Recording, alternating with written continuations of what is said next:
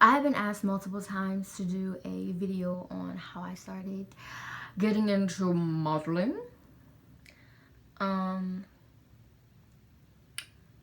So I'm just going to tell you my experience and what I've learned. And, yeah, maybe I can inspire somebody else to take the leap of faith.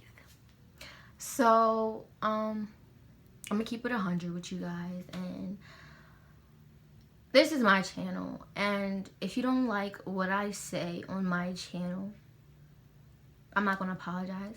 Because one thing that I took from one of the shows I was in is a designer. And, you know, he was different. I wouldn't call him, he was unique. That's a better way to put it. And he gave this speech, this powerful speech. And I'm not sure if it was ashe, but the whole meaning was to be at power. And it came out by saying, I won't apologize for who I am. I am me. Clear and simple. And from that whole impact that he had with that speech, it stuck with me forever. And it taught me not to apologize for who I am, because I am who I am. I will learn from my mistakes, but at the end of the day, I am who I am. So, further going on to this video, I'm going to keep it 100 with you guys. Flat out 100. So, I'm going back, 17 now. I think I started, I wouldn't even say modeling, but I took classes at Barbizon, near where I live. And a couple of people, you know, have had experience, from what I've seen on YouTube, had experience with Barbizon, and majority was bad. But, honestly, from my experience, it was an eye-opener. It was a door-opener, extremely. And I'm very thankful that I went to Barbizon. Matter of fact, I can say, though I went to Barbizon in Wilmington, and shout out to Joan. She's like the head of the building in Wilmington, and she helped me a lot. And she just slays with her outfits. For anyone who knows her, her outfits slay. So I went back there around I want to say 2012. And that's when I started going to classes, because for anybody doesn't know, Barbizon is a school. It teaches you, well, there's different levels, but the one I went to is a school, and it teaches you how to walk, how to carry yourself, self-confidence, how to do makeup, how to portray yourself to the outside world in the modeling and acting industry, or even everyday life, as a young lady or as a young man. And I started going there, taking classes, 2012, and I loved it. Went there every other Saturday. It was like 10 to 4. And I loved it. I made so many. I gained so many relationships from just being there. And I would not take it back for anything. And I love my instructor.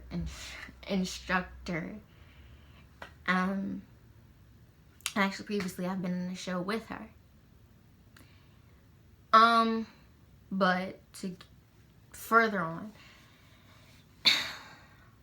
I started going to classes, and then I stopped. And at the end of your classes, there's this big show, and you graduate, and you're supposed to get a call back so you can, you know, start going on casting calls. It's called or you get signed to agencies or stuff like that. So after I graduated, I never got a call back, but there was a girl that lives across the street from me, and she was in it, but she graduated a little bit after me, and she got callbacks and started going on casting calls, which she's younger than me. And I'm just like, okay. But also I had to put out there, at the time I was a little, I'm not the perfect skin type. I wouldn't describe myself as a Coca-Cola bottle either. I got a little extra skin to keep me warm in the winter, or keep me, you know, full. But I wasn't confident. And you could see when I was younger, I was chubby, a little something, keep my neck warm. I wouldn't describe myself as heavy set, but I was chubby, and I wasn't as confident, and I was shy. And my mom tells me I'm not shy, but there I was shy. And because I'm the type of person where I have to watch you first before I, you know, open up. I'm a very observant person, which can come off as stuck up or antisocial, but which I'm really not. I'm loud, and once I get to know you and I'm comfortable around you, I don't shut up. But anyway, so you know, I got a little discouraged at the time. I'm just like, ugh, like, why? Da, da, da, da. So I mean, I still am, but I'm very involved at my church, and I used to be an usher. That's a whole different story of why I ushered, but I didn't like it. But I did it for my grandmother. That's a whole different story. I'm still dancing, do the praise team, and I sing in the choir. And yeah, all my life I was in the church. But like I said, that's another video. So I mean, I had that to keep me busy, but I knew there was something more that I wanted. And then I have an older cousin. She inspired me to start doing makeup and into fashion. And now she's just themom.com. And, you know, I recently did a photo shoot with her. And I freaking loved it. But anyway, so basically my cousin inspired me to start getting more into fashion and makeup, which I also learned at Barbizon, but I wasn't like, you know, there. So as time went on, still never heard nothing from Barbizon, never got my call back. I did a photo shoot with my cousin for her jewelry line, and I loved it. I freaking loved it. I mean, I love pictures, so having somebody else, you know, take the picture of me, I was getting a little confidence when I seen my pictures. And as time went on, you know, getting older, learning more of me, and, you know, finding myself, I got a little more confident. So I had to sit down with my mom. No, this is what happened. I did the photo shoot. No, before I did the photo shoot, my grandmother had passed away. And anyone that knows me knows that my grandmother was a big part in my life. Like, she was up there with my mom and my parents. Well, my mom and my dad. She was a big part of me growing up. I was with her almost every day. Yeah. So she meant a lot to me, and when she passed away, it messed with me a lot. Because she was my, you know, she pushed me. Every time I seen her, she would say, hey, superstar, what's my superstar up to next? And she supported me in everything I did, everything. She would have been, how old am I? I'm 17, and she would have been 87 this year. So, it really took a toll on me. And, yeah. It took a bad toll on me. But, you know, cry a little bit. Well, as time goes on, you can't sit in a hole. You can't go into depression, because my grandmother told me that before she died, she always looked me in my eyes like, Kershaw, you better not cry when I die. And I was younger. I used to have this phobia of ghosts. Like, I don't know. I don't want to say that, but I've always watched scary movies, and over time, and just the fear just got worse and worse. That's why I can't sleep in the dark. Yes, I'm 17 years old, and I cannot sleep in the dark, and I cannot stand being in the dark. At 17 years old, yes, I will start crying. I don't know why, but anyway. So she told me that, and I told her, like, when you die, don't come visit me. I love you. I'll see you later. Don't come visit me. She's like, I ain't coming visit you. So you can sit there and cry. So, yeah, I keep getting off topic. But, okay, so Barbizon. And then, after I got over the death of my grandmother and I did the photo shoot, I was like, you know what, Mom? Call Barbizon up. I want to know what happened. Like, this is going like two years. And I'm like, why is this not working? Like, why didn't I get a call back? Like, why? And this is when I was energetic and I was, over time I became more of the actual me in front of them. So they knew me. They knew me. Yeah. And I was like, I want to start acting. I was that very eager child. I still don't have any patience now, but I just want to go out there. I expected a casting call the day after I graduated, or, agencies calling me, or people calling me to come to this and this and that.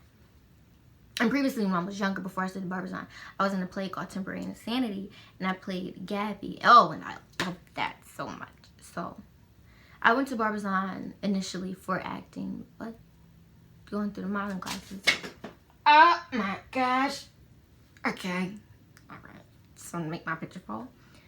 But as time progressed and I went through the classes, I fell in love with modeling too. And fashion. Makeup.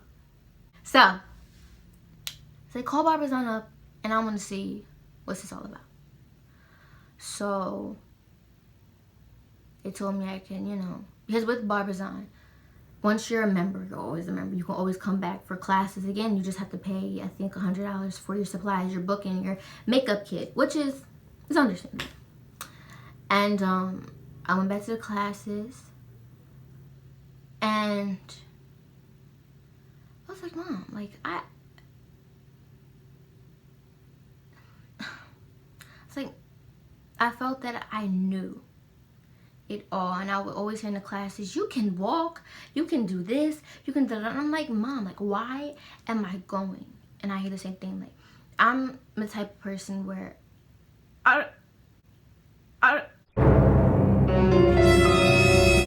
and constantly going to these classes. Like, I'm going to class. Like, I want to hear, you need to bring more of this, bring more of that. They told me, your walk is good. And I was hearing that every time. And I want to challenge. I like to challenge. That's better. I like challenges.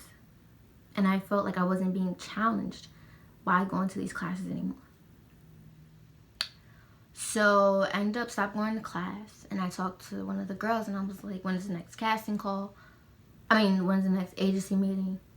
I'm ready. Now, by this time, my confidence is more up there, We're good. So I went to the agency meeting, and I was informed about my first fashion show, casting call. Went to the casting call, scared as ever, shaking in my boots. I was so scared. Oh, so scared. I didn't honestly know what to expect. But I got in the show. It was a fashion week, and actually previous Friday from the day I put up this video was a whole year since that show. So it's been a whole year since I've been modeling, and I've done countless shows. So woot woot. So I was in the show, and I got some connects, and the two connects that I made was Deshar by Rashad and Diva Dell, also known as Del Scott.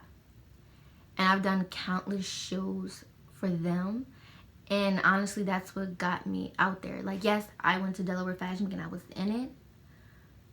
But when you meet the designers and they start, contacting you and want you to work for them or model for them, that's what gets you out there and gets you known. So, honestly, the best beneficial thing for upcoming I don't want to say wannabe models, but upcoming models is go to casting calls, make yourself known, meet them, and honestly, even if you don't get in the show, make sure at that casting call they know who you are, because in this industry you have to make yourself known. And some designers, you're just not the right fit, because honestly they're not looking at your face, they're looking at how your body structure is and how the material will not even accentuate, but how your body will complement their piece, because they want all eyes on their piece or their creation. So honestly, there's been countless times where I've just seen stuff on social media, I need a model right now, or a designer will text me, Crochet, what are you doing? I need you. Okay. And even from going to events like that, I meet people. So, and I can honestly, now I've got the swing of things, but to go into this industry, you have to come in with confidence. You have to sell yourself. Because if you can't be that girl that I used to be, that little shy girl in the corner, and that's observant, that wouldn't have been a good thing to do. That wouldn't have worked. And I honestly feel that God set everything up right. I had to go through some things. I had to learn some things to get where I am today. And I expected myself to just learn off the rip or get it like this. And this industry is not like that at all. You have to build. You have to work hard. And it depends on how you are and also the area that you're in, how fast you take off. And honestly, my advice is confidence. If you don't have any confidence, don't look to be in this industry. That is the main thing, and I didn't have that when I was younger. I had this bubbly personality once I got to know you.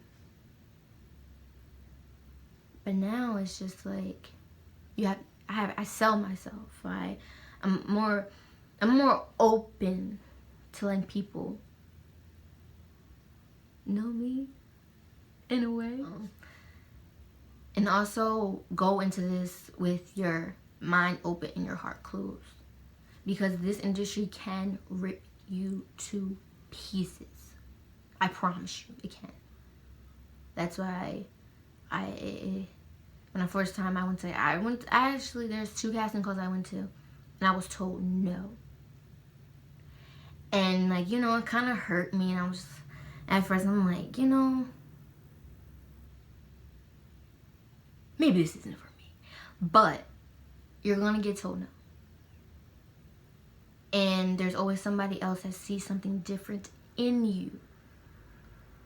So take every L and accept it, and let that increase you as a person and motivate you more. But I know for one thing, I will never be a size 2.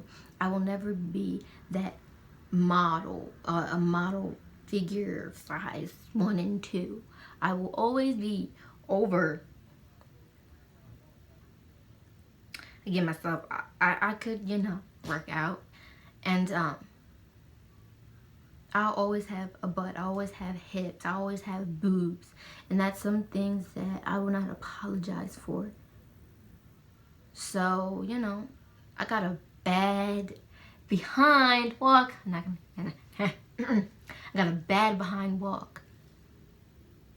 And it's me. You have to go into them auditions as if you want me. Or even better, you need me. Sounds kind of aggressive, but that's how you have to go. You have to go in aggressive. So, with everything that I've learned in this fashion modeling industry, honey, you better go in confident and network, socialize. There's a lot of people that I thought didn't have connects, but actually, you know, I've met a lot of people in the industry. Simply just, you know, walking down the street.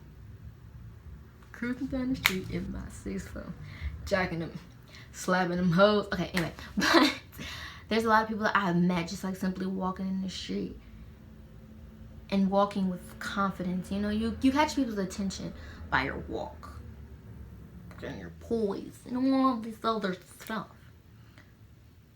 So every time you step out, have that mindset that I don't know who I'm going to see today, but I'm going to slay. Honey, go, yeah. And you'll be perfectly fine. So, that's my advice on modeling and my modeling story and how I got started in this industry.